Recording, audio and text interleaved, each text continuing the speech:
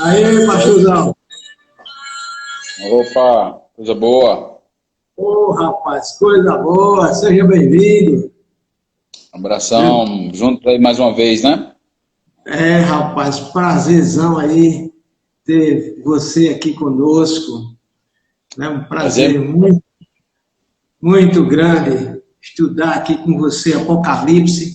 E hoje, quem está em as pessoas que vão entrar, vão assistir depois também, essas pessoas vão ter esse grande privilégio de ter essa aula com você. Desde já eu quero te agradecer a você também por sempre aceitar nosso convite. Lembro da pós-graduação aqui em hermenêutica que a gente organizou e que você prontamente veio servir, dar aquelas aulas maravilhosas para todos nós. Pastor Carlos, para os que não conhecem, é pastor da Igreja Batista de Canaã.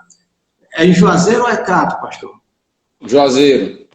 Juazeiro, terra do meu ex-padre Cício. Sabia, pastor, que eu fui aí 11 vezes como Romeiro. Ô, sabia não. Pois é, cara. 11 vezes meu pai me levava desde os 4 anos. É uma longa história. Bem, então um prazer tê-lo aqui, professor Carlos, pastor, além de pastor, é professor de hermenêutica, de grego, de teologia. É um prazer de Apocalipse de Daniel. É um prazer muito grande, querido. Eu tenho certeza que vai abençoar muita gente. E esse livro de Apocalipse é o livro que eu tenho um carinho muito especial. Carinho muito especial, escrito por João, o último representante do Colégio Apostólico, a teologia joanina. Esse livro maravilhoso, esse livro que fala também de esperança, né? Esperança no mundo onde a esperança já foi embora do coração, da vida de muita gente. Um livro que fala sobre o céu, fala sobre o milênio, então a gente precisa compreender aqui algumas coisas. Então, pastor, a proposta hoje aqui é que se a gente possa conversar, é claro que a exposição será sua, eu vou só fazer algumas perguntas dentro do texto de Apocalipse 20, vamos tentar nos deter ao texto para explicar algumas expressões, algumas posições teológicas do texto, e também no final, uns 10 ou 15 minutos, ou então durante a live, a gente pode também estar respondendo perguntas dos amados pastores. Está entrando aí mais pastores ainda, o pastor Gilmar, seu colega também. Então, queridos, vocês poderão fazer perguntas durante esses 10, 15 minutos finais. A gente vai fazer algumas perguntas e eu queria, desde já, começar perguntando, como uma pergunta introdutória, sobre as linhas de pensamento sobre o milênio. Há uma chave hermenêutica que nós adotamos, nós somos pré-milenistas, ou seja, primeiro nós estamos no período da igreja, vem o arrebatamento, a tribulação e depois o milênio. Então, eu queria que você falasse um pouco sobre essas posições teológicas. O pré-milenista, o amilenista e o pós-milenista. Falar um pouquinho sobre, definindo cada uma dessas posições, para a gente começar aqui a falar sobre, entrar propriamente no texto do capítulo 20 de Apocalipse. Se você estiver em casa e quiser abrir sua Bíblia, o capítulo 20 seria muito interessante. Pode falar, pai.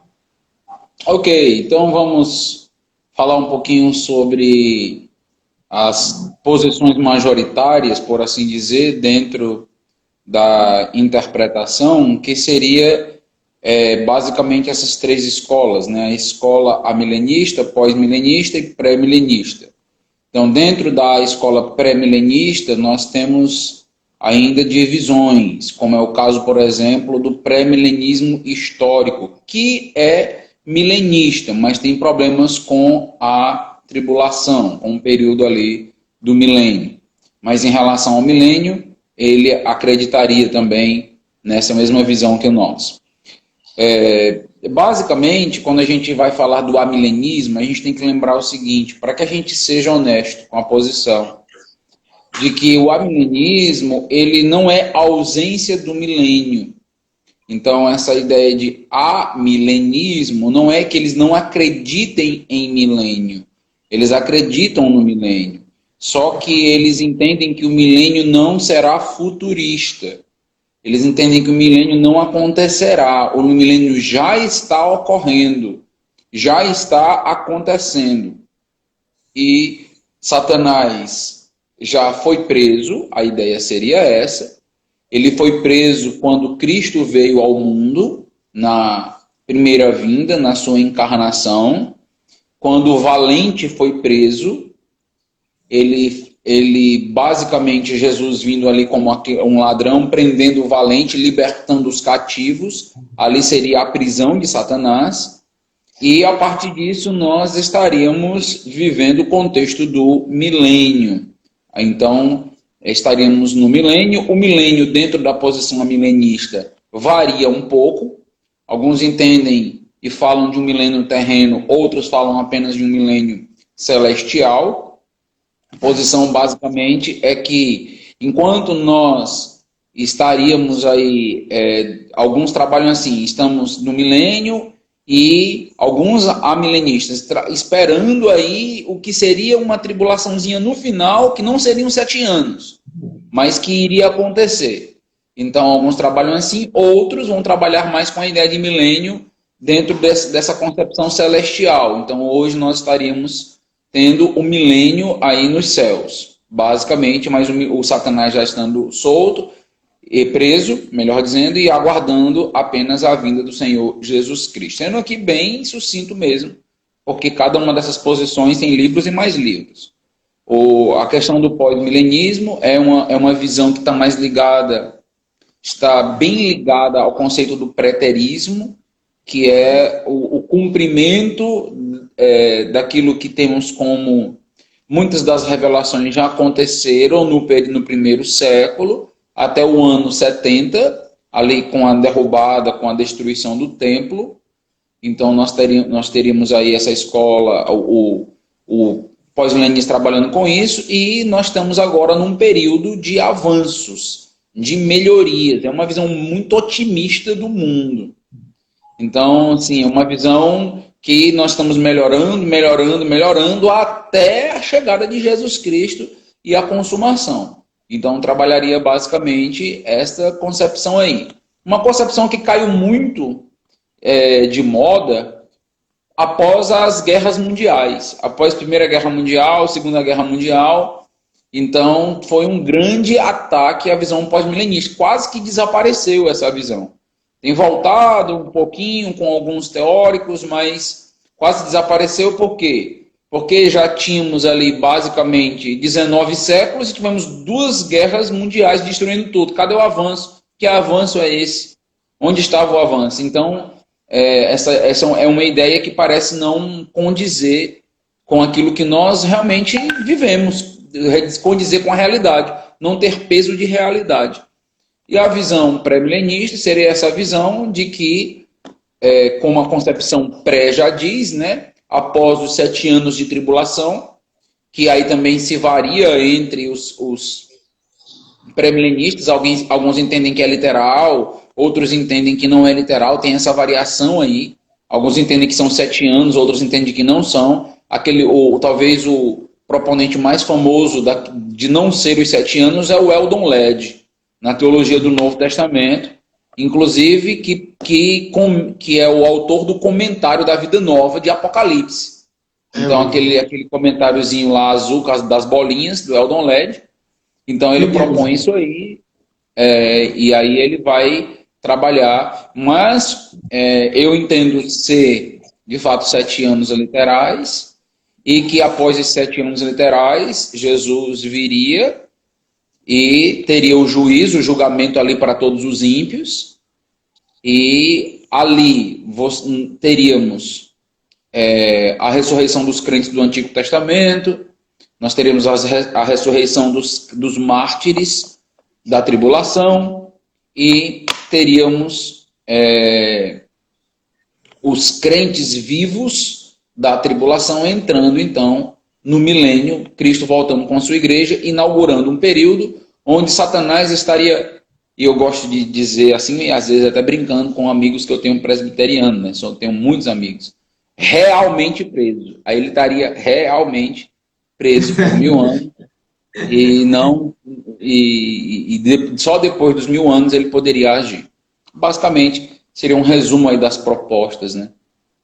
O pós-milenismo também tem um grande problema, né, para resolver, né? Se ele diz que a arena do milênio é aqui na Terra e Satanás está preso, então como é que é um problema, né? Satanás preso, então eu não vejo que Satanás está preso, não, está fazendo aí tanta ruindade, meu amigo. E os textos da Bíblia mostram isso, né? Ele engana, ele atuante, né? É um problema que eles têm isso. Pastor, eu quero também que o senhor pudesse nos contemplar. O texto do milênio, especialmente quando vai começando, do versículo 1 ao 3, e também todo o texto, ele parece, se eu não estiver errado, parece que é uma sequência de eventos. Eventos que aconteceram no capítulo 19, nos capítulos anteriores. Mas parece que os amilenistas, eles creem um pouco diferente. Eles acham que isso é uma sessão diferente. E não uma sequência de juízos, como os pré-milenistas adotam essa posição. Então, queria que o senhor falasse sobre essa sessão diferente que eles acreditam e argumentasse dizendo que é uma sequência de juízos. E pudesse fazer também essa interlocução e esse diálogo, e talvez não um diálogo, mas qual a diferença pontual do capítulo 20 aqui de Apocalipse, diferente do capítulo 12 de Apocalipse, quando fala desses destinos diferentes de Satanás. Certo, então assim, se você já tem algum domínio, já tem algum conhecimento sobre a posição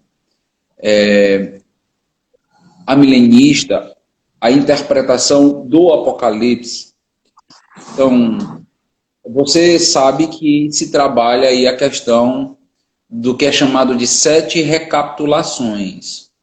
Então, se estrutura o livro a partir de 7 repetições. Antes de falar aqui sobre isso, deixa eu só abrir um parêntese e fechar rapidamente.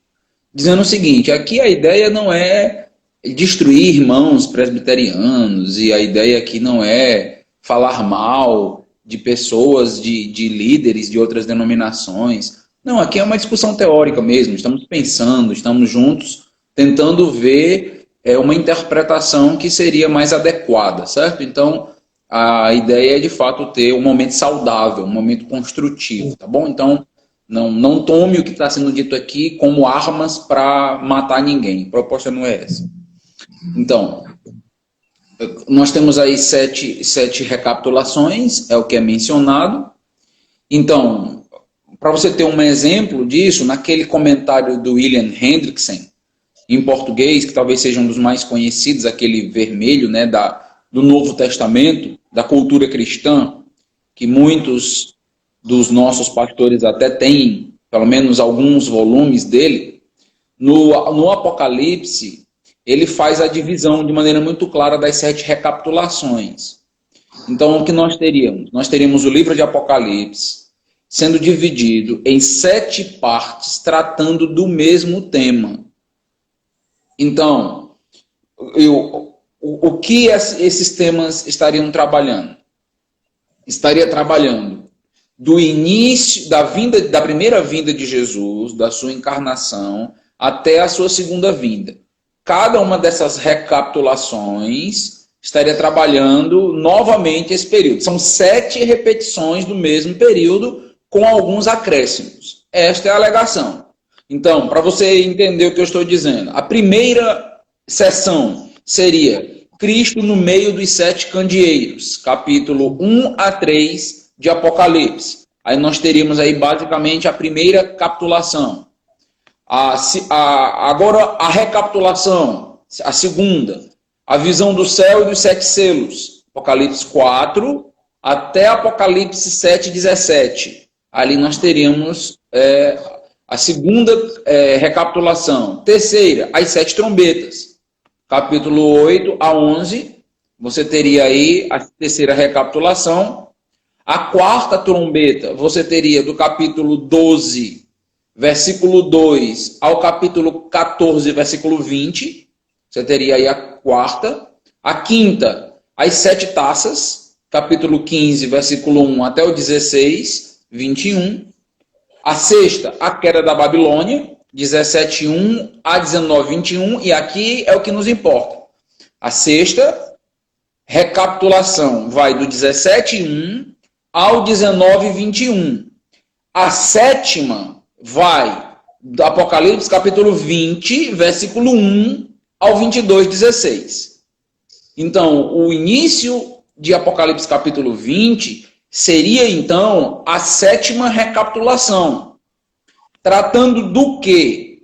Tratando da vinda do Senhor Jesus Cristo na encarnação até a sua segunda vinda. Então, mais uma vez, retomando aqui tudo isso. Então, é basicamente essa estrutura que é colocada para o livro de Apocalipse. Talvez você que está me ouvindo se pergunte assim, de onde vem essa estrutura? Né? Sim, rapaz, estrutura o livro em 7, o que é chamado de 7 capitulações ou recapitulações. De onde vem isso? Basicamente, o que nós paramos e ouvimos é que isso é resultado da literatura apocalíptica.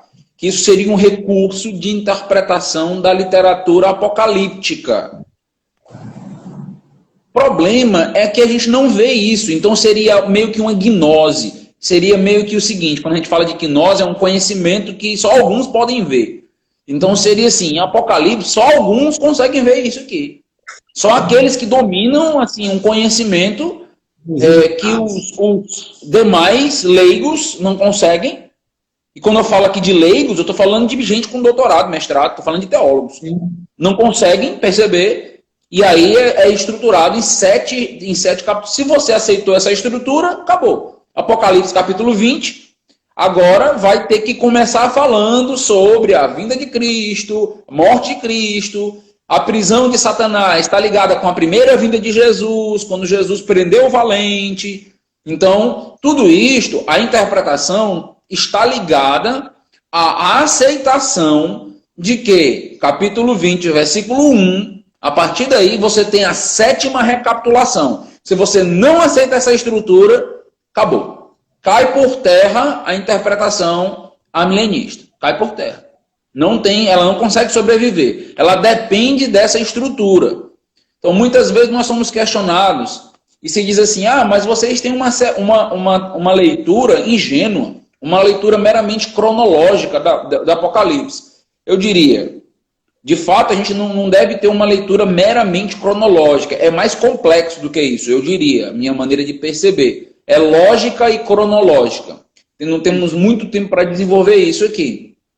Mas é uma estrutura um pouco complexa. Mas nós diríamos o seguinte, que essa estrutura aqui de 7 repetições, ela não é vista na Bíblia. Não dá para aceitar isso aqui.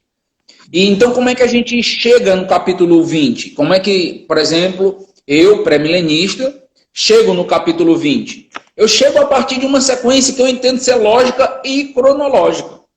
Como assim? Quando você chega, se você volta aí nas escrituras um pouquinho, você vai para o capítulo 17, você começa a perceber a descrição da grande meretriz. Então, da grande potência, da grande cidade. E aí tem uma descrição aí como uma mulher, né? E aí tem toda aquela descrição como uma prostituta, que é um contraste com a pureza da noiva. Você tem uma prostituta maculada, que deve contrastar com a noiva do Cordeiro, que vem em Apocalipse 19. É belíssimo esse contraste aqui. Então aqui você tem uma mulher com um vestido de tinto, um vestido em escarlata vermelho, e apontando aqui para a morte, para o sangue dos mártires. E aí você tem toda essa descrição. Quando você avança, aí para o capítulo 18, que você tem? Você tem a queda da grande Babilônia. É isso que está acontecendo agora. A grande Babilônia caiu e muitos estão, inclusive, lamentando. Então, ai, ai, ai da grande Babilônia, que antes era forte, tal, tal, tal. Então, eles estão agora lastimando aqui a queda da Babilônia. Então, veio o juízo de Deus sobre a grande Babilônia. A grande Babilônia, o sistema econômico, religioso, político, tudo isso vai ser quebrado dentro daquele período, com a chegada de Jesus Cristo. A sequência vai ser que você vai ver, após a ruína aí da Babilônia, você vai notar, vai chegar no capítulo 19, e aí você vai percebendo agora o julgamento do anticristo e do falso profeta. O líder religioso e o líder político, dentro daquele contexto. Religião e política aí lado a lado, naquele contexto ali. E aí você tem, então, o julgamento deles. Eles são lançados no lago de fogo e enxofre. Interessante a curiosidade, porque normalmente as pessoas aguardam no inferno e depois o inferno vai ser lançado no lago de fogo e enxofre. Mas no caso do anticristo e do falso profeta, o julgamento é diferenciado. Então tem um julgamento diferente aqui. Por que é importante dizer isso? Porque alguns vão dizer assim, Satanás vai ser preso por 1000 anos e depois vai ser solto. Que julgamento diferente é esse? Um julgamento diferente também já aconteceu para o falso profeta e para o anticristo. Eles foram julgados de maneira diferente de todos os demais. Satanás também será julgado de maneira diferente. Então você tem o julgamento do anticristo falso profeta. Na continuidade, você tem o julgamento de todos os ímpios. Então, todos os ímpios agora serão mortos, né, naquele contexto. Isso é um problema, entendo eu, para a visão pós-tribulacionista, para a visão do pré-milenismo histórico. Então, muita coisa para desenrolar aqui, mas todos os descrentes morrem ali dentro daquele contexto. E, então, só sobraram os crentes ali.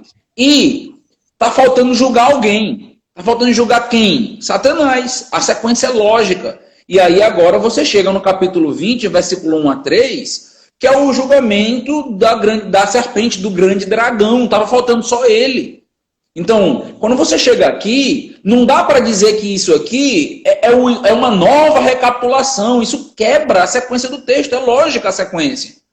E aí você vai dizer, não, aqui começa de novo a vinda de Jesus e a explicação aqui dessa recapitulação está recapitulando quando Jesus veio e prendeu o valente. Eu diria, não, você tem uma sequência lógica dos julgamentos futuros, a sequência é lógica. E agora você tem o julgamento de Satanás, é basicamente o que está acontecendo aqui. Então, o pré-milenista entende que aqui você tem uma sequência lógica muito fácil de ser percebida. E sem precisar fazer quebras de estrutura. É só você seguir aqui a linha e você chega aí no capítulo 20 com Satanás sendo preso por 1000 anos, que é o julgamento dele. Ele está sendo julgado, depois vai ser solto e aí ele tem um julgamento definitivo. Então, basicamente, essa é a diferenciação que a gente faz deles, né? Se você não aceitar a estrutura e você for lendo o livro de Apocalipse de uma maneira sequencial, capítulo 17, 18, 19, 20, você vai perceber que é isso aí. É uma leitura fácil, não é uma leitura complicada, não é uma leitura mirabolante que está sendo proposta. É uma leitura simples. Basta você seguir a sequência e perceber aqui. Ok, obrigado.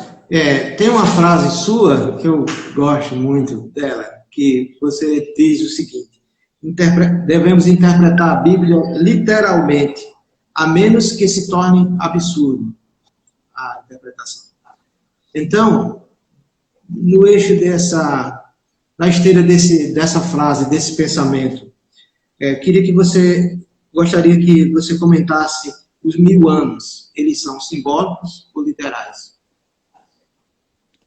Ok. Então, essa posição de que nós devemos interpretar a Bíblia de maneira literal, a menos que isso se torne um absurdo, isto é por conta, pessoal, de uma tentativa saudável de lidar com todo o texto bíblico. e quebrar aquela pretensão de que cada um agora interprete do seu jeito, da sua forma, da sua maneira, chegando aí em um relativismo hermenêutico terrível. Então a ideia é, sim, todos nós devemos interpretar as Escrituras. Eu gosto sempre de dizer o seguinte, adotamos uma hermenêutica literal, mas não literalista, que é extremada em sua literalidade, no sentido de que não respeita as figuras de linguagem, no sentido de que não respeita os símbolos. Então essa caricatura que se faz do pré-milenista, da hermenêutica pré-milenista, de que não se respeita os símbolos, não se respeita o estilo literário que estamos analisando e trabalhando, é leviana, não é correta, então é desonesta. E da mesma maneira que se deseja que haja honestidade ao se falar de outras escolas, é preciso falar da escola que contraria a sua de maneira honesta também. Então nós lidamos sim com literalidade até o ponto de que aquele texto faça sentido. Se não fizer sentido, a gente tem que procurar agora uma interpretação que vá além. Ninguém diria, por exemplo, que quando Jesus afirma que ele é a porta, que Jesus é feito de madeira e que ele tem trincos e coisas desse tipo. Você não diria isso, lógico. Ali você tem uma figura. O livro de Apocalipse tem figuras. Quando as interpretações literais não couberem, aí a gente precisa, de fato, entender, opa, aqui eu preciso agora tentar perceber que tipo de figura é essa, se a própria Bíblia esclarece essa figura e coisas desse tipo. Vamos ler aqui Apocalipse 20, né? Estamos falando dele. Então, vê aí a sequência no versículo 1. Então vi descer do céu um anjo. Tinha na mão a chave do abismo e uma grande corrente. Ele segurou o dragão, a antiga serpente, que é o diabo, Satanás, e o prendeu por 1000 anos. Lançou-o no abismo, fechou e pôs selo sobre ele, para que não mais enganasse as nações, até se completarem os 1000 anos. Depois disso, é necessário que ele seja solto pouco tempo. Então, o que nós diríamos aqui? Você nota que você tem a identificação de Satanás, é a antiga serpente. Você nota que dentro desse texto você teria aquela sequência lógica que eu mencionei, né? Os versículos 1 a 3 de Apocalipse 20 estaria dentro daquela construção vinda a partir do 19. Então lembra que versificação e capitulação na Bíblia não é inspirado isso aí. Então a gente precisa tentar lidar com os textos e tentar analisar os parágrafos. Então um exercício aí que todo exegeta faz, que passa por seminário, né? Defina o parágrafo predicante. Lembra disso aí, né? Defina o parágrafo. Aí você vai fazer isso aí. Por que que tem esse passo na exegese? Justamente porque alguém fez a divisão de capítulos e versículos. E aí a gente vai analisar se a gente consegue concordar ou discordar desse tipo de análise. Eu teria vários exemplos de erros de versificação aqui. Nota que não é erro na Bíblia, não é erro no texto. É erro de versificação. Para mencionar e para mostrar que existe isso aí. Mas deixa eu me mostrar um, só para você ver o que eu estou dizendo, né? Então, para dizer assim que eu estou dizendo algo que não faz sentido, né? Então, para Efésios, capítulo de número 1. Abra aí sua Bíblia em Efésios, capítulo de número 1.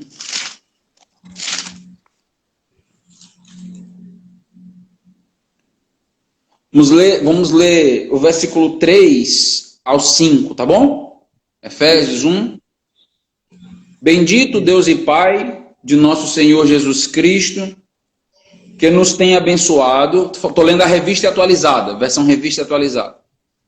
Com toda sorte de bênção espiritual nas regiões celestiais, em Cristo, assim como nos escolheu nele, antes da fundação do mundo, para sermos santos e irrepreensíveis perante ele, e em amor. Aí para o versículo 4. Notou isso aí? Está assim na sua Bíblia? Sim, sim. Esse em amor deveria estar no versículo 5. Começa agora um novo conceito. Ó. E em amor nos predestinou para ele, para a adoção. Então, esse em amor é uma divisão de versículos que deveria estar no versículo 5. Então, nós não devemos nos espantar com divisões de versificação. É o que eu estou colocando aqui para vocês. Versículos sendo divididos. Apocalipse 20, versículo de 1 a 3, ele é basicamente a continuação do capítulo 19, dos julgamentos que estão ocorrendo e acontecendo. Se você notar, faria até mais sentido começar a partir do versículo 4, que a partir do versículo 4 em Apocalipse 20, aí você teria agora a ideia do julgamento do trono. Aí você teria agora uma nova descrição sendo feita.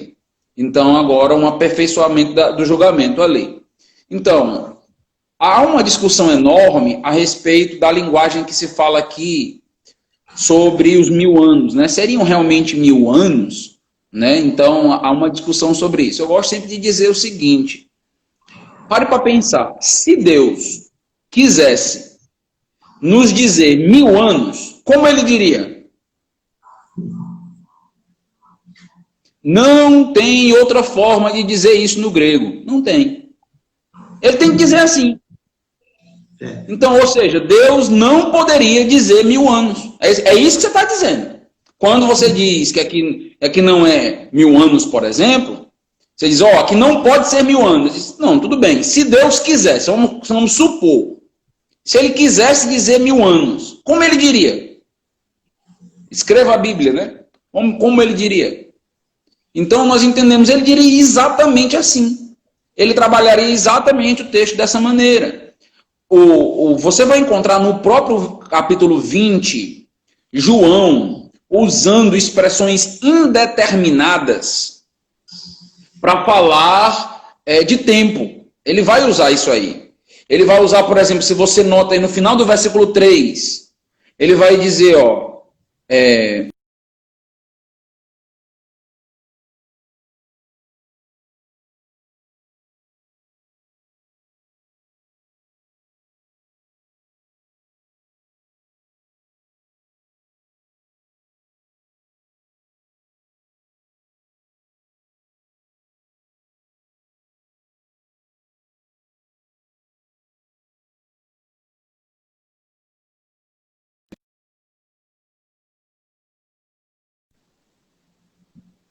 conseguindo acompanhar?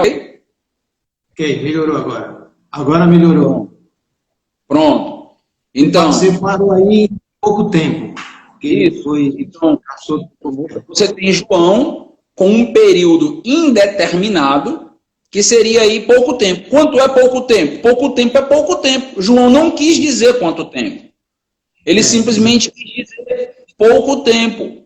Aí você vai, se você continuar avançando no livro, você vai perceber que, veja o versículo 8 ainda, de Apocalipse capítulo 20. Versículo 8.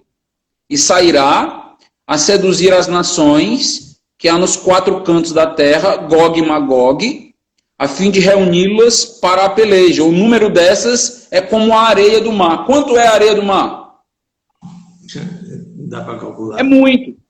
João não está querendo que você saiba exatamente. João simplesmente está dizendo, é muito. Então, João tem formas de usar no próprio capítulo 20, aqui um tempo indeterminado, usando aqui um quantificador para indeterminação de pouca coisa e de muita coisa. Mas ele prefere usar 1000 anos. Ele prefere usar essa linguagem. E ao usar essa linguagem, nós não temos por que abrir mão dela. Não temos por que dizer, não, aqui não é de fato literal. Por quê? Muitas das vezes não se aceita. Por quê? Porque se for 1000 anos, se for um milênio isso aqui, e esses 1000 anos literais, aí a estrutura amilenista já caiu por terra. Por quê? Porque se nós estamos no milênio, desde o momento em que Jesus prendeu Satanás, já se passaram quanto tempo? 2000 anos. Então não tem milênio. Então não pode ser literal. Então a estrutura não pode ser literal.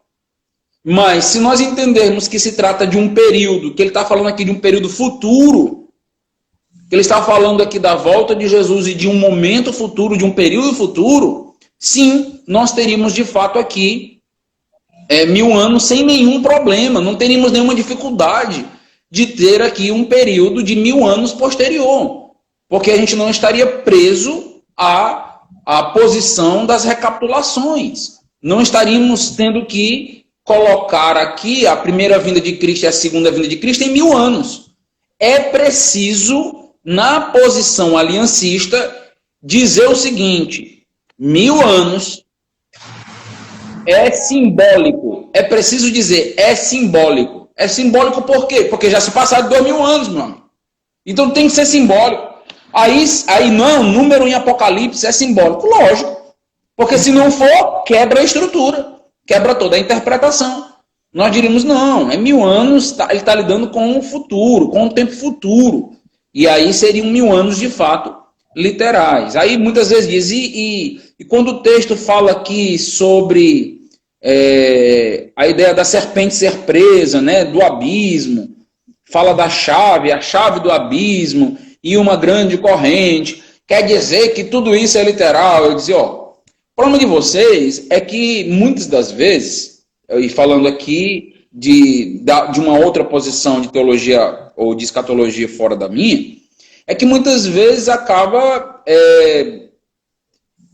reduzindo ou banalizando a inteligência de pessoas que estão interpretando como 1000 anos. Parece assim, não, se interpretou uma coisa como literal, tudo é literal, tem que ser literal, e é assim que funciona. Não.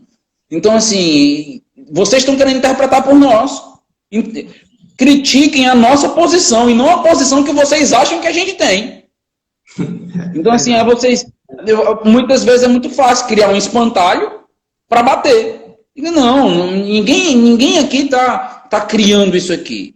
Nós estamos dizendo basicamente o seguinte, que sim, terá esse período de 1000 anos, e o texto fala que Satanás será preso, o texto fala que será preso no abismo.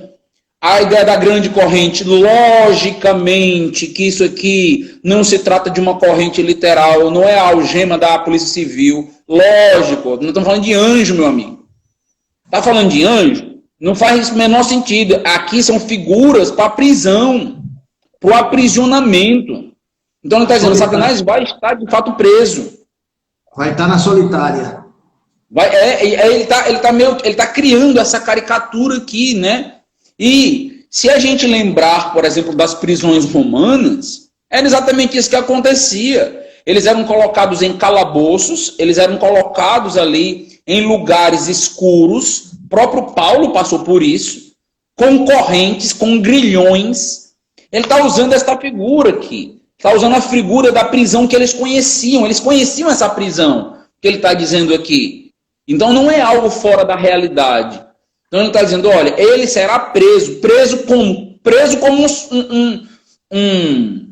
fora da lei romana, que é colocado lá e lançado em uma masmorra, em um local lá solitário, preso, acorrentado. É esta a figura. E a figura do abismo, que é colocada aqui para os anjos, para prender anjos, está ligado também ao que Judas diz. Então Judas fala sobre o aprisionamento. Judas não é um livro apocalíptico, porque diz assim, não, a literatura apocalíptica, então precisa ser interpretada assim. Tudo bem, e os textos que não são? Os livros, como é o caso de Judas. Judas também fala sobre isso. Se você volta um pouquinho aí, no livro de Judas, você vai para o versículo 6, né? Isso. Aí você chega lá, ó. E há anjos que não guardaram o estado original, mas abandonaram o seu próprio domicílio. Ele tem guardado sobre trevas, em algemas eternas, para o juízo do grande dia. Estão guardados. Esses anjos que Judas está dizendo, estão presos ou não? Pois é. Verdade. Estão presos, estão guardados. É o que o texto nos diz. Eles estão ali aprisionados. Segunda Pedro também vai usar essa mesma linguagem para falar a respeito de anjos aprisionados, guardados para o último dia. Então, a mesma linguagem que está por todo o Novo Testamento. Apocalipse não está usando uma linguagem que a gente desconhece, não. Ele está dizendo, olha, Satanás será preso como os anjos foram presos. E os anjos foram libertados em Apocalipse. Você lembra do texto? Quando você chega lá em Apocalipse, capítulo de número... Deixe-me ver aqui. 9. Eu acho que é 9. Capítulo de número 9. Isso. A partir do versículo 1. Ó. O quinto anjo tocou a trombeta e viu uma estrela caída do céu na terra. E foi-lhe dada a chave do poço do abismo. Ela abriu o poço do abismo. E subiu fumaça do poço como fumaça de grande fornalha. E, com a fumaceira saída do poço, escureceu-se o sol e o ar. Também da fumaça saíram gafanhotos para a terra. Foi-lhes dado poder, como o que tem os escorpiões da terra. E foi-lhes dito que não causassem dano à erva da terra, tal. Então você vê aqui chave, você vê o abismo sendo aberto e saindo dali demônios que estão presos. E a descrição é que eles são como pragas, grandes pragas, que como a praga do gafanhoto, que aconteceu já lá no Egito, no Êxodo, e misturada com um dos animais mais temidos no deserto, que é o escorpião. E ele está dizendo, você junta os dois, nesse contexto, e você vai entender o tamanho da dor que esses demônios que estão sendo liberados vão causar nesse período. E eles são liberados de um determinado lugar. Eles são liberados do poço. Eles estão saindo dali de uma prisão. E é exatamente a linguagem que é dita para Satanás. Ele estará preso. Ele estará preso. Os amilenistas dizem, né? Mas a prisão é a seguinte. Ele vai estar preso para não mais enganar as nações. É só para isso. Então a prisão significa que ele não vai mais enganar as nações. Esse é o significado da prisão. Eu diria, não, esta é a finalidade da prisão. Não é o significado da prisão. Ele está preso. Então, assim, a gente não pode se enganar aqui, se confundir aqui. Então, assim, prisão é prisão, está preso. Quando alguém comete um crime, um estupro, por exemplo, ele foi preso para não estuprar mais. Ele foi preso para não fazer mais aquilo. Mas ele está preso e ele não vai poder mais fazer nada. Ele está preso. Então a ideia seria essa. A ideia, ele está preso. Ele está preso para não mais enganar as nações. Não faz sentido, na minha concepção, humilde concepção, entender que Satanás não está mais enganando as nações. Não faz sentido para mim. Por quê? Porque você tem textos claros de Satanás enganando as nações. O anticristo e o falso profeta procedem do dragão. Eles são basicamente fantoches de Satanás. E o que eles fazem? Eles seduzem os povos. Eles estão enganando os povos. É a linguagem que é colocada. O próprio livro de Coríntios, 2 Coríntios, capítulo 4, versículo 3 e 4. O que é que Satanás está fazendo? Se revestindo de anjo de luz para enganar, se possível, até mesmo os eleitos. Então ele continua no seu ministério de engano, ele continua fazendo isso. Então dizendo, não, é para ele não mais enganar as pessoas. E isso não funciona, porque ele continua enganando. E como é que fica aquele texto, pastor, quando Jesus veio e prendeu o valente, né? Que eles vão dizer, esse seria o texto que seria aí o milênio. Nós diríamos, a minha maneira de perceber o texto, Satanás, ele vai tendo derrotas nas escrituras várias vezes. A Bíblia, na realidade, é um show de derrota de Satanás. Se você lembra o livro de Jó, por exemplo, o livro de Jó é uma humilhação terrível para Satanás. Humilhação terrível. E o tempo todo suposições de Satanás, faz isso, e ele é humilhado, envergonhado, humilhado. Isso vai acontecendo na vida de Satanás várias e diversas vezes nas Escrituras. Então, a própria vitória de Cristo na cruz, Colossenses nos diz que ele despojou os principados e potestades na cruz. Colossenses capítulo 2. temos vitória. O que aconteceu com a vinda de Jesus Cristo é que nós temos agora o reino sendo implantado, um reino espiritual, não ainda consumado, não ainda o milênio. Então aqui não seria o reino milenar, mas seria aquela chave do já e ainda não, né? E eu uso essa chave. O reino já começou com a chegada do rei, mas ainda não foi consumada, ainda exige a sua consumação. E eu diria basicamente, ali é mais uma derrota de Satanás. Quando Jesus Cristo veio, ele libertou das mãos dele algumas pessoas que ele estava oprimindo. E o texto está dizendo, ele tirou das mãos dele aqueles que estavam oprimidos. Então é basicamente assim que eu leria aquele texto. A derrota final de Satanás não é ali. A derrota final de Satanás é aqui, em Apocalipse capítulo 20. Aqui sim você tem a destruição final. Meu querido, tem uma pergunta aqui que parece-me que agora, você já deu, mas eu acho que agora chegou a hora de dar o checkmate na versão amilenista.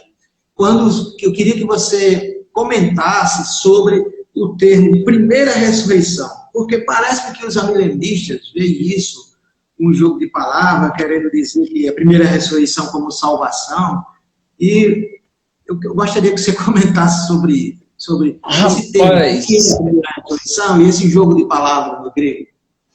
Pois é, cara, pois é. Então, assim, como eu estou dizendo para vocês, se Apocalipse 20 for 1000 anos, então complicou tudo, porque nós estamos já há 2000 anos, quebrou a estrutura. Se aqui, Apocalipse 20, versículo 1, for a 7ª recapitulação, então, como é que eu vou interpretar? Eu vou interpretar.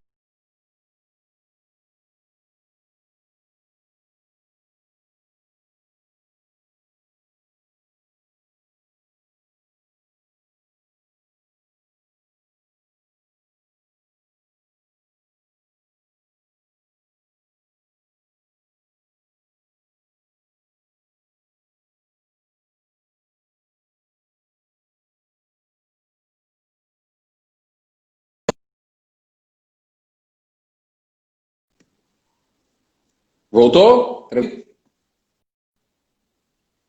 Pronto. Então, eu vou ter que...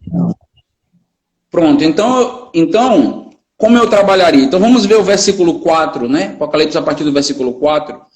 Vi também tronos, e nestes sentaram-se aqueles aos quais foi dada a autoridade de julgar. Então, note aí, tronos...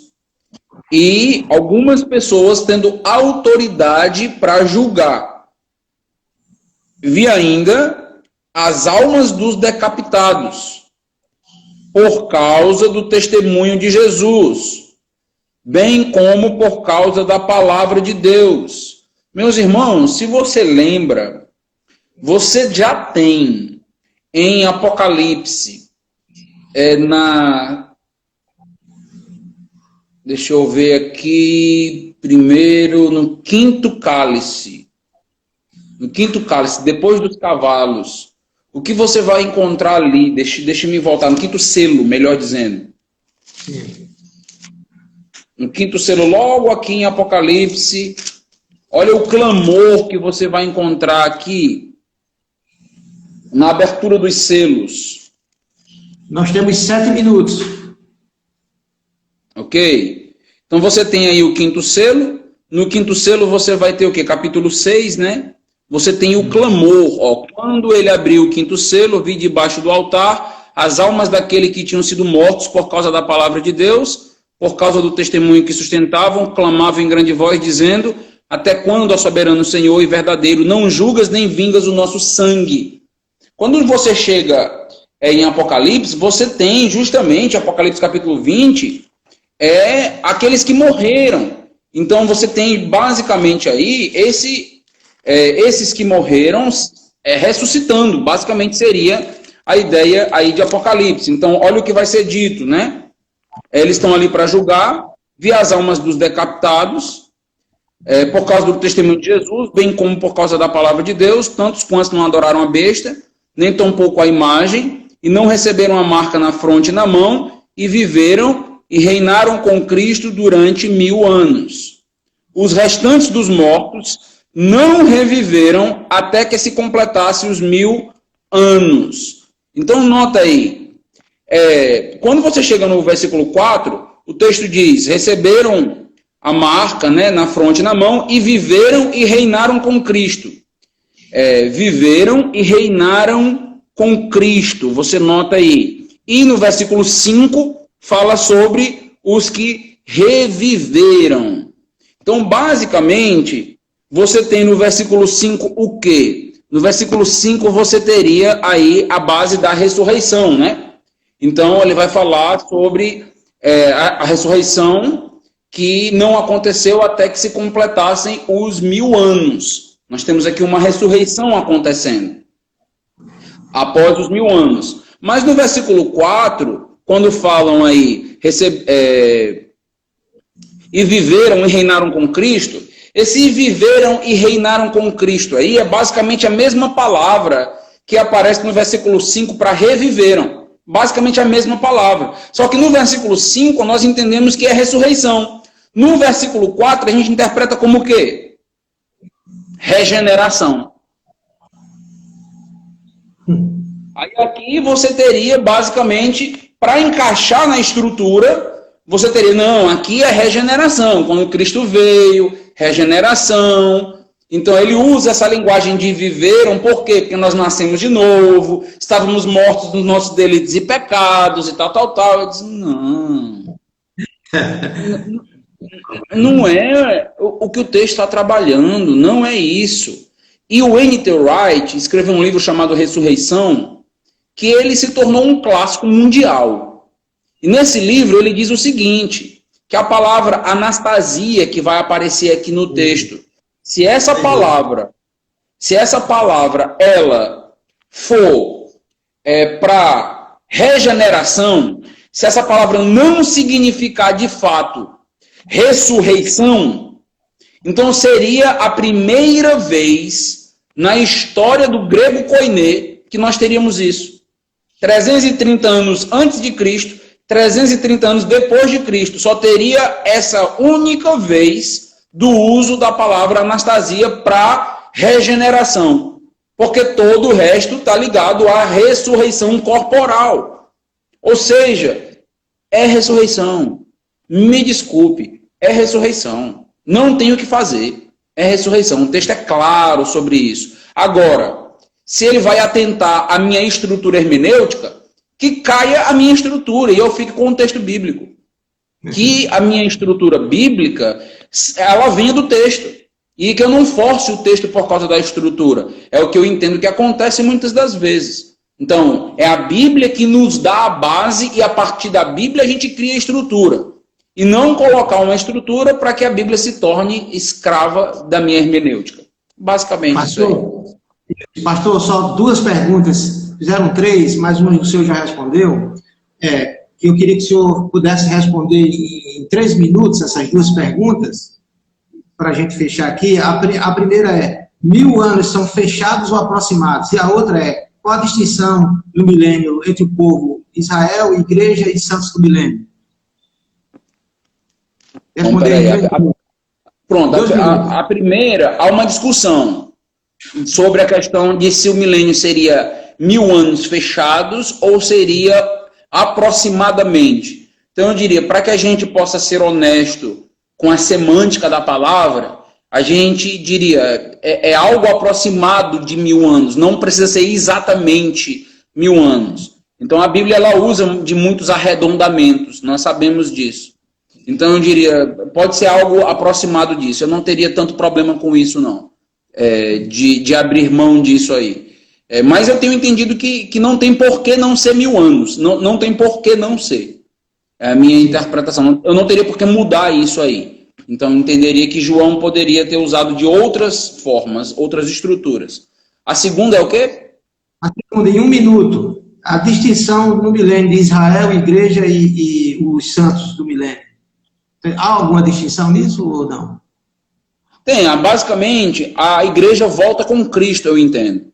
A igreja volta na segunda vinda, depois da tribulação com Cristo, e já com o corpo glorificado. Já aconteceu um arrebatamento.